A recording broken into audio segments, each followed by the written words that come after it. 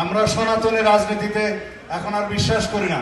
আমরা ইতিহাসের দিকে কেবল যাই না, সকল মানুষকে রাজনীতিতে অংশগ্রহণ করার জন্য উৎসাহিত করবে সেরকম একটি রাজনীতি বর্তমান প্রজন্ম চায়, আগামীর প্রজন্ম চায়।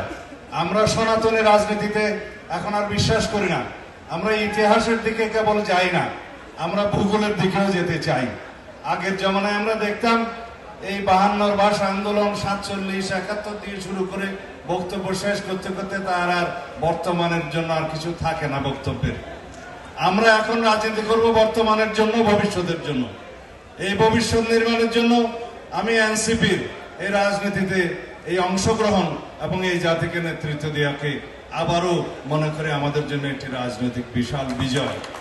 গণতন্ত্রের মাঠে শত ফুল ফুটবে। অনেক ফুলকে আমরা দেখেছি যারা শুধু রাজনৈতিক সাইনবোর্ড হিসেবে ব্যবহৃত হয়, কিন্তু এনসিপি যেন সত্যিকার অর্থে এদেশের মানুষকে প্রতিনিধিত্ব করে, এদেশের জনমানুষের আকাঙ্ক্ষাকে ধারণ করে। 2024-এর জুলাইয়ের ছাত্র গণ অভ্যুত্থানের শহীদের প্রত্যাশা এবং আকাঙ্ক্ষাকে যেন বাস্তবায়ন করে, সেই রকম রাজনীতি তারা করবে। এবং তাদের ম্যানিফেস্টো দেখে আমি উৎসাহিত হয়েছি। পুরো ম্যানিফেস্টো আমার মনে না থাকলেও আমি সেই ম্যানিফেস্টোর দিনে নাহিদের দাওয়াত পেয়েছিলাম। যেহেতু আমি নির্বাচনী এলাকায় ছিলাম সেজন্য আসতে পারিনি, মনোযোগ দিয়ে আমি ইশতেহারটা দেখেছি। আশা করি সেই নির্বাচনী ইশতেহার সময়ে সময়ে এখানেই স্ট্যাটিক না থেকে যুগের চাহিদা অনুসারে, তারুণ্যের চাহিদা অনুসারে, এদেশের জনমানুষের প্রত্যাশা এবং আকাঙ্ক্ষা অনুসারে সেই ইশতেহার এবং রাজনৈতিক উদ্দেশ্য এবং গঠনতন্ত্র এবং ঘোষণাপত্র পাল্টাবে। যে ঘোষণাপত্র এবং উদ্দেশ্য রাজনীতিতে এক জায়গায় দাঁড়িয়ে থাকে তারা কখনো রাজনীতিতে এগিয়ে যেতে পারে না।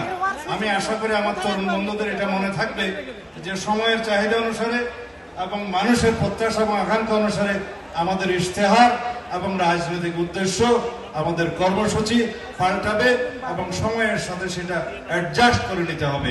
তাহলে এই রাজনীতিতে টিকে থাকা যাবে। রাজনীতি কোনো স্ট্যাটিক বিষয় নয়, সেটা গতিশীল বিষয়। আমাদের সেই গতিশীলতাকে মেনে নিতে হবে। বিকাশ পেমেন্টে 10,000 টাকার বেশি অফার, শপিং চলছে তো।